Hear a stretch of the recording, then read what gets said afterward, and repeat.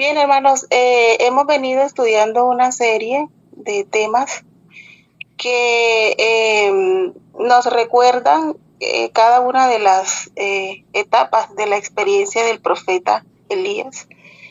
Y estamos ya en el cuarto punto de esa serie. Este punto tiene como título, o este tema pues tiene como título, Elías es sustentado por Dios. Vemos cómo, ¿verdad? En cada una de las circunstancias o etapas de la experiencia de este profeta, hemos podido extraer lecciones muy importantes. Si nosotros hacemos un examen minucioso de la palabra de Dios, vamos a encontrar, como dice nuestro hermano Smith, muchas veces lo ha dicho, riquezas, ¿verdad? Que podemos nosotros extraer de la palabra de Dios. Entonces, la lección clave del tema del día de hoy, hermanos, se encuentra en que Dios provee de manera sobrenatural y que asimismo sustenta a quienes confían en Él, aun cuando las circunstancias muchas veces son difíciles, ¿verdad? Pero el Señor tiene muchísimas promesas en su palabra que nosotros, en las que nosotros podemos confiar. Por ejemplo, hay un texto muy conocido por nosotros y del que nosotros nos apersonamos muchísimo, ¿verdad? Isaías 41:10, cuando el Señor nos dice que no debemos temer, porque Él siempre estará allí, ¿verdad? Para nosotros. Él siempre estará allí para sustentarnos, para proveernos, para protegernos. Entonces, no debemos temer. Veremos en este tema cómo Dios sustentó al profeta Elías en este momento tan difícil, cuando debía depender solamente de Él. Yo sé que todos los que estamos aquí, hermanos, de alguna manera, en algún momento de nuestra vida, cuando estamos pasando por circunstancias difíciles, no tenemos más de dónde agarrarnos, sino solamente de la mano de Dios, ¿verdad? Entonces, Dios permite que nosotros pasemos por momentos difíciles, por momentos en los que muchas veces nos vemos encerrados, acorralados y no vemos la manera de salir de allí. El Señor nos está enseñando que nosotros debemos depender solamente de Él. Se me viene a la mente ahora, hermanos, una anécdota que una vez compartí con ustedes y que nunca se me ha olvidado. Un edificio en llamas, y allí en uno de los apartamentos de ese edificio se encontraba atrapado un niño, y resulta que estaba solo porque sus padres habían salido ya varias horas antes, y cuando ellos llegaron a ese lugar y se vieron con esa escena, su hijo atrapado allí en medio de las llamas, ya los bomberos no sabían qué hacer porque ya estaba completamente consumiéndose ese lugar, y ellos no sabían qué hacer. Cuando este padre vio que su hijo estaba allí atrapado, pero que nadie podía hacer nada, él, por encima de las personas que estaban allí, por encima de las autoridades, él pasó y hizo algo que nadie se esperaba. Él lanzó un grito, él llamó a su hijo por su nombre, y cuando el niño escuchó la voz de su padre, inmediatamente salió hacia la ventana, y entonces el padre de abajo le decía: arrójate, tírate, lánzate. Y este niño, cuando escucha la voz de su padre y que él le da la orden de que se lance, él no lo duda. Él se lanzó y milagrosamente cayó en los brazos de su padre, y él pudo salvarlo así, de esa manera. Y esa es la confianza, ¿verdad?, que el Señor desea que nosotros tengamos en Él. En momentos difíciles, cuando parece que nadie puede darnos la mano, que nadie puede hacer nada por nosotros, Dios desea que asimismo nosotros nos lancemos en sus brazos, confiando que Él, ¿verdad?, puede salvarnos. Entonces, tema lo tomé del capítulo 9 del libro Profetas y Reyes. Sería bueno, hermanos, que le echáramos una repasadita a partir del capítulo 9, por ahí como hasta el capítulo 13, 14, nos habla de la sierva del Señor muy profundamente acerca de estas experiencias del profeta Elías. Y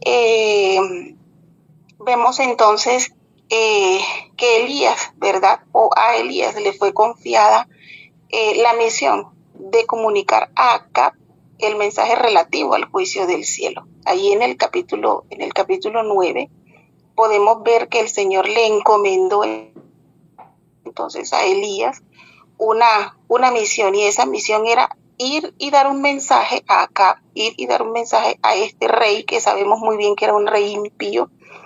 Y el mensaje era comunicarle acá, ¿verdad? El relativo juicio del cielo, lo que se vendría para el pueblo en ese momento. Allí en el primer libro de Reyes, en el capítulo 17, en el versículo 1, podemos leer entonces que dice lo siguiente: Elías el tisbita, que era uno de los habitantes de Galaad, dijo a Acab: vive Jehová, Dios de Israel, en cuya presencia estoy, que no habrá lluvia en estos años hasta que mi boca lo diga. Este era explícitamente el mensaje que el profeta Elías debía comunicar al rey, ¿verdad? Allí en el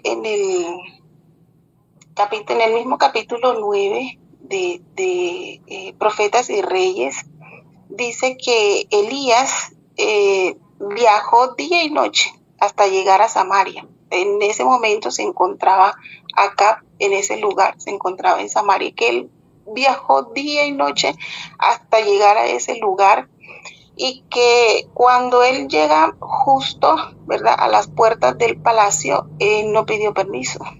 Elías entró porque él debía comunicar un mensaje. Sin titubeos, él entró. Dice, habla allí incluso acerca de la vestimenta del profeta. Dice que así tal cual como él llegó, así tal cual como él estaba vestido, llegó y se presentó ante el rey. Y el deber de él era dar un mensaje, sin importar a qué estaba expuesto, incluso a morir, porque nadie podía presentarse, ¿verdad?, ante el rey sin ser anunciado. Sabemos nosotros el riesgo que corría una persona al presentarse ante el rey sin haber sido anunciado. Más sin embargo, hermanos, dice allí en este capítulo que Elías estaba tan lleno del celo de Dios y tan lleno del celo por el honor de la causa de Dios, y que por eso él no vaciló en obedecer la orden divina, aun cuando obedecer era como buscar su propia destrucción a manos de este rey impío. Así que vemos aquí, hermanos, que como este niño que les acabé de contar, ¿verdad?, en la anécdota, Elías se lanzó a los brazos del Señor, él confió, aun cuando su vida estaba corriendo el peligro, ¿verdad?, y estaba quizás corriendo el peligro incluso de ser muerto por este rey por no haber sido anunciado. Mas sin embargo, el celo que él sentía, ¿verdad?, por ir y dar un mensaje que Dios le había dado y que era una orden divina, él debía obedecerlo.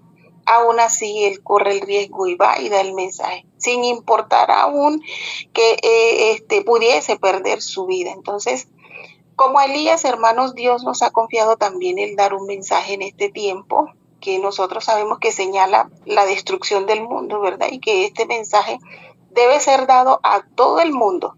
En el primer tema vimos que Dios nos enseña en su palabra que Él no hace excepción de personas, que este mensaje que Él nos ha enviado a dar es un mensaje que debe ser dado a toda clase social, sin importar. Vemos allí que Elías no fue solamente, ¿verdad?, ante la gente del pueblo, ante la gente humilde a dar un mensaje, sino que el Señor lo envió explícitamente a dar un mensaje a este hombre que en ese momento pues representaba a la persona más importante, por decir así. Entonces él simplemente fue, ¿verdad?, lleno de ese celo por la obra del Señor, y fue y dio un mensaje. Entonces, como a él también Dios nos ha confiado, entonces el dar un mensaje, especialmente en este tiempo cuando se señala la destrucción de este mundo.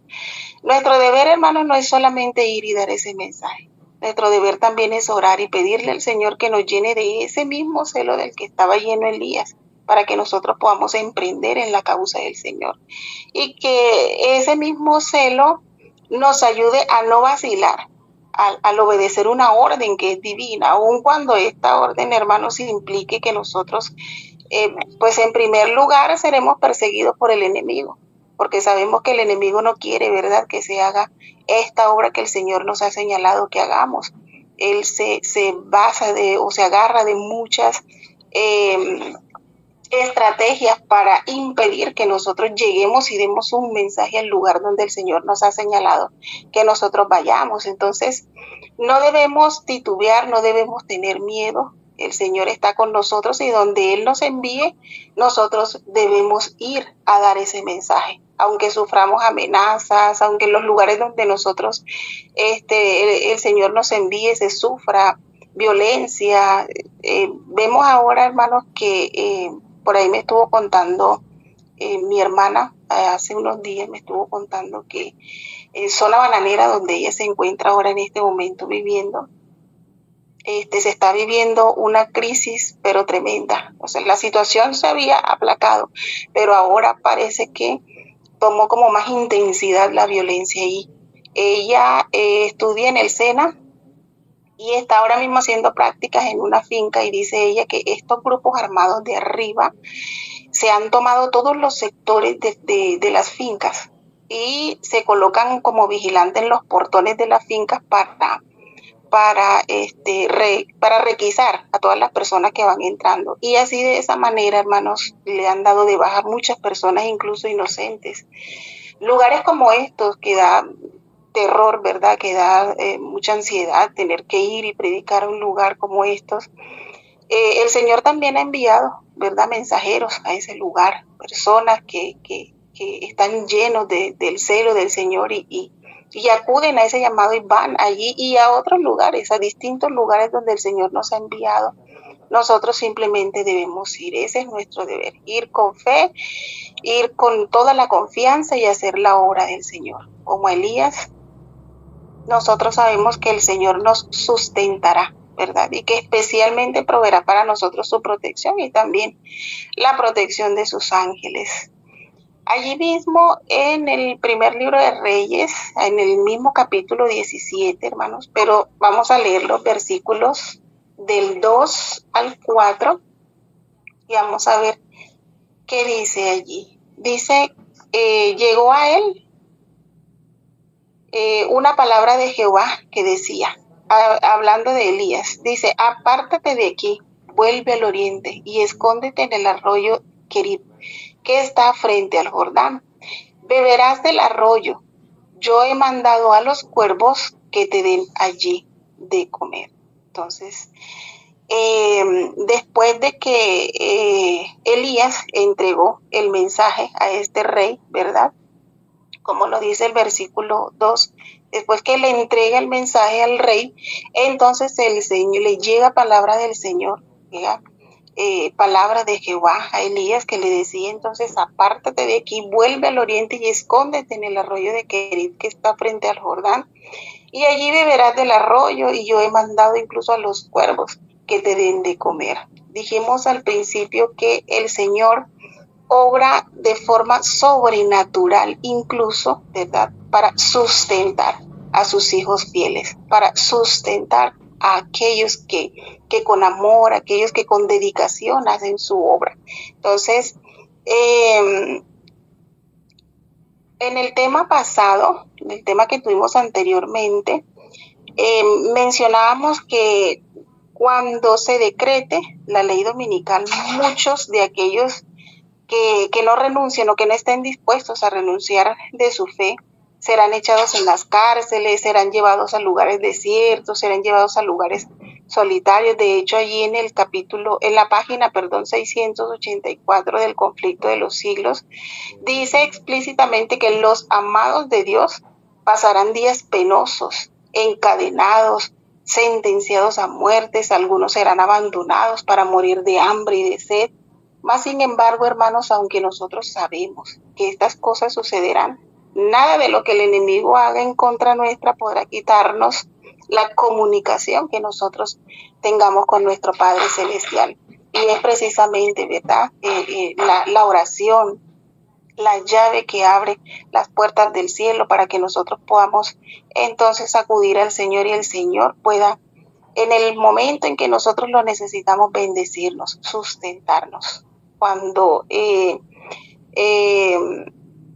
muchos de nosotros estemos pasando por estos momentos, es cuando experimentaremos como Elías el ser sustentados por Dios. Por eso no hay que temer cuando este momento llegue, ¿verdad? Las promesas del Señor para sustentarnos seguirán siendo una realidad, hermanos. Como han sido una realidad desde aquel tiempo hasta ahora, las promesas del Señor seguirán siendo una realidad para nosotros cuando ya estemos pasando por estos momentos tan difíciles. Sé que serán momentos muy difíciles. Allí en el versículo 6 del mismo capítulo 17, en el versículo 6, quiero mencionarles ya para cerrar una parte muy importante. Dice que los cuervos le traían pan y carne por la mañana y por la tarde, y bebía del arroyo. Dice entonces que el Señor, ¿verdad? De manera sobrenatural, cómo conducía a estos animalitos para que pudiesen llevarle entonces a Elías mañana y tarde el sustento que él necesitaba diariamente, y que de ahí del arroyo, ¿verdad?, que corría, Elías podía saciar su sed, podía beber agua. Vemos entonces, hermanos, que el Señor está completamente dispuesto a sustentarnos. Somos nosotros los que muchas veces, ¿verdad?, por falta de fe, por falta de confianza, titubeamos, dudamos, el temor nos abruma, y no tenemos por qué. Miren todas las maravillas que el Señor nos muestra a través de su palabra para que nosotros podamos afirmar cada día nuestra fe. Debemos todos los días, hermanos, con mucho fervor estudiar la palabra de Dios, aferrarnos a todas esas promesas que el Señor tiene para cada uno de nosotros. Entonces, vemos aquí en este versículo que los cuervos le traían a Elías pan y carne mañana y tarde, ¿verdad? Por la mañana y por la tarde. ¿Qué significa qué significado tiene esto? No que nosotros deberíamos de estar de pronto comiendo carne todos los días, ¿no? No ese es el mensaje que Dios quiere darnos, no. Quiero decirles, hermanos, que en Israel el comer carne todos los días era propio solo de los reyes. Allí en el primer libro de Reyes donde estamos, pero en el capítulo 4, en los versículos 22 al 23, se menciona que la provisión de Salomón, o se menciona allí la provisión de Salomón de cada día, y allí se menciona, ¿verdad?, que la comida de los reyes incluye el comer carne todos los días. Así que el Señor hizo esto con Elías para mostrar que aunque Elías estaba siendo perseguido y que por lo tanto había sido aislado, aún así Elías sigue gozando el privilegio de ser sustentado por Dios, y no con cualquier comida, sino con una comida digna del hijo, de un hijo de Dios. Entonces, podemos ver allí, hermanos, que Dios nos da lo mejor. Podemos ver allí que Dios en los momentos más difíciles de nuestra vida provee para nosotros lo mejor. Así que lo único que nosotros debemos hacer es confiar en Él, como Elías lo hizo, ¿verdad? Y así como confiamos en Él y el Señor sustentó a este hombre, así mismo nos sustentará a nosotros. Y esta no fue la única parte donde se encuentra que Elías fue sustentado. Luego también lo sustentó a través de la viuda de Sarepta. Vemos allí también, ¿verdad?, que esto nos muestra lecciones muy importantes también, en las que cuando nosotros le damos primero al Señor el Señor está también dispuesto a darnos lo mejor. Está dispuesto a que a nosotros no nos falte absolutamente nada. Y también vemos, ¿verdad?, cómo el Señor